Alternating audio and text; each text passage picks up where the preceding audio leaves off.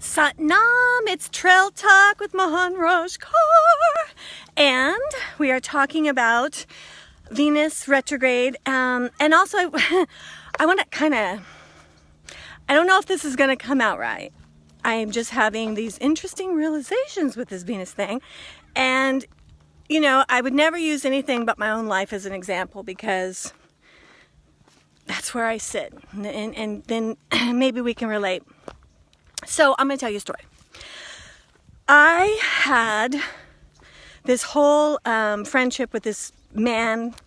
He was friends with Tony and me, and we tried to do all these things with Kundalini, and things went on, and he started to teach a Great Divine Flow, and then that didn't happen. And anyhow, recently, I had sent him a text saying, "Oh my God, I just saw you teaching on Instagram." Someone had taped him or something. And I'm like, "Oh my God, you look so amazing. You're so awesome." And long story short, he said a few things, and then we have nothing in common anymore, and I'm blocking you. So, here's the thing. Oh God, poor Marcia, right? Bullshit. So here's my Venus thing. So Venus is about being authentic.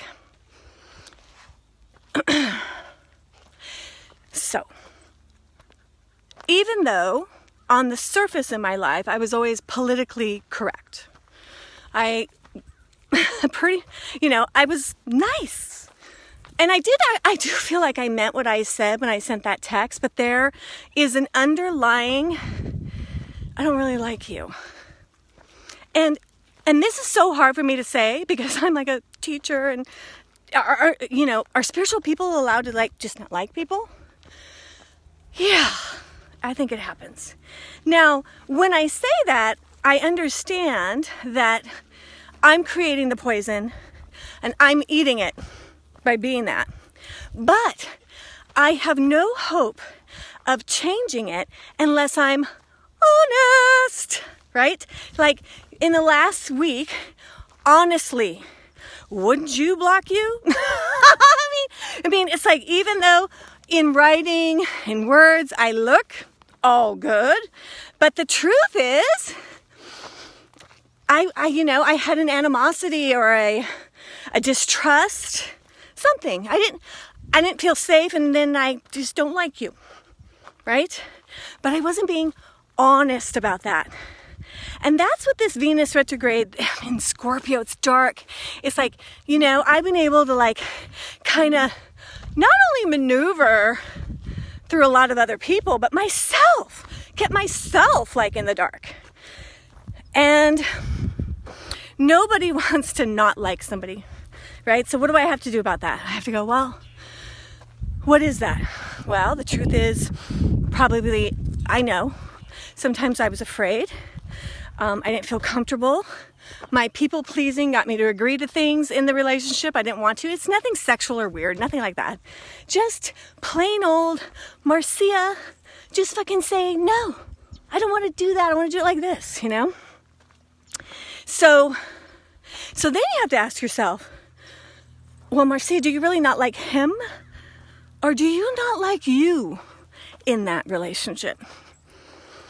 And then I could do that over and over and over again.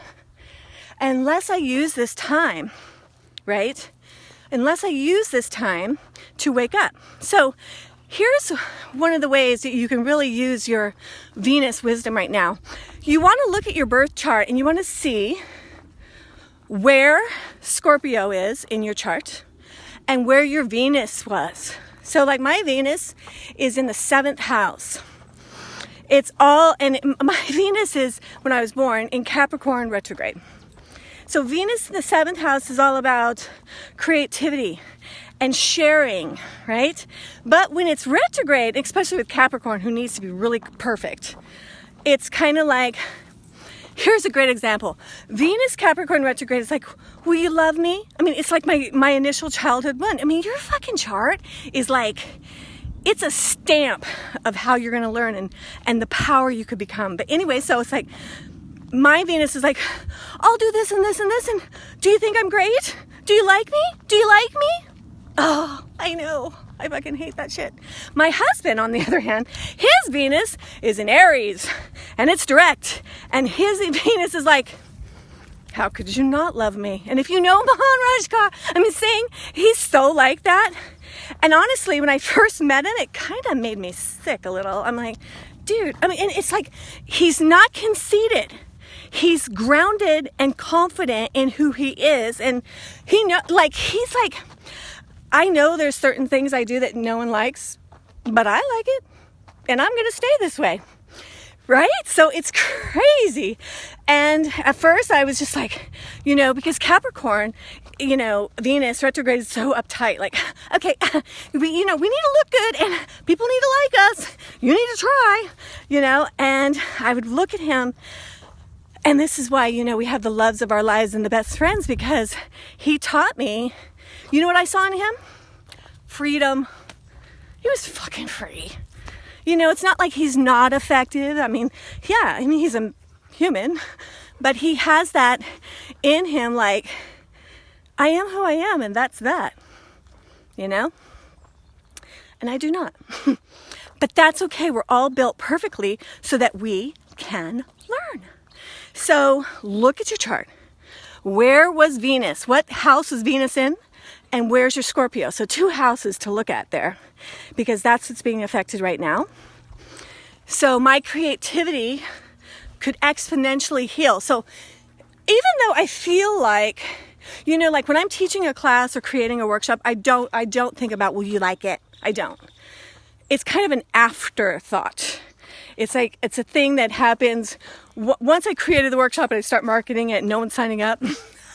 Then I'm like, oh my God, maybe you do suck, And then I judge my creativity. But thank God, it doesn't necessarily block it in the creation stage. And all of that, my point is, all of this is for my healing.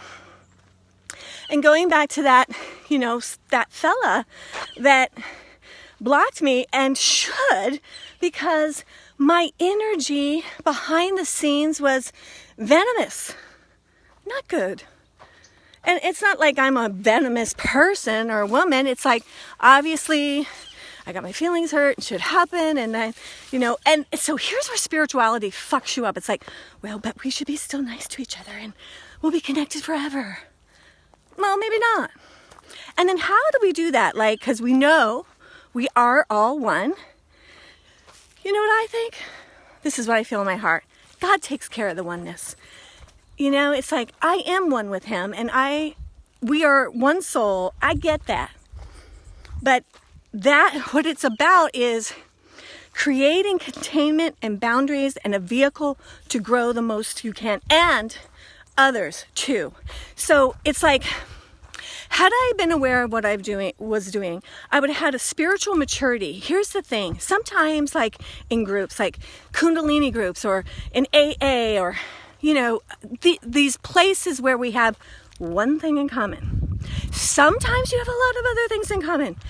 Oftentimes you don't. You really only have the one thing in common, which means they're not supposed to be in your everyday life. They're not supposed to be someone you talk to on the phone a lot. They're not supposed to be so in there, right? And so my Venus is being healed. My Venus Capricorn retrograde is like, that, will you love me? Do you like me? What do you think now? And he was one of those people that was really, really over complimentary to the point of being uncomfortable for me. It's like, okay, that's good. I'm good. And I understand that, I've been at this a long time. So I know sometimes people are going to like, oh my God, you're da-da. And you know what? I'm not da-da-da-da-da. I'm not. I'm like a vehicle, and I just follow the directions of Kundalini Yoga, and you're the one who has an experience, and you're the one that turns your own light on. I just happen to be there, and I don't take credit for that. So what's coming up for you? Tell me in your comments, like, is something like really apparent or obvious in your life? Like, see, because here's the thing with the Scorpio Venus. Where were you dishonest with yourself, right? Like, where were you fucking lying? I was lying about this, and I was like, and I was hurt when I got blocked. I mean, you get hurt when you get blocked. I mean, you're blocked. What the fuck, you know? But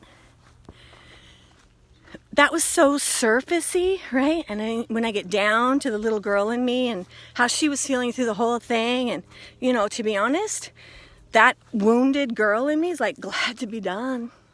Can we just take our hands off the steering wheel, right? So beautiful and amazing. I love you all so much, and I'm wishing you the best day. You know, we're going to be in this Venus thing for a while. If you haven't started the ancestral karma meditation, it's a super good thing to do during this Venus retrograde. And now, okay, so we're off the new moon. The moon is waxing. So today or tomorrow, if you want to stop a bad habit, if you want to start a new way of thinking, if you want to launch a new product, today and tomorrow is the best time. Now you are in the waxing moon, getting bigger and bigger and bigger, and the new moon is blessing you. Right now it's in Scorpio, so it's juicy. It's going to make use of your dark side, which the dark side in creativity is always, always, always super important.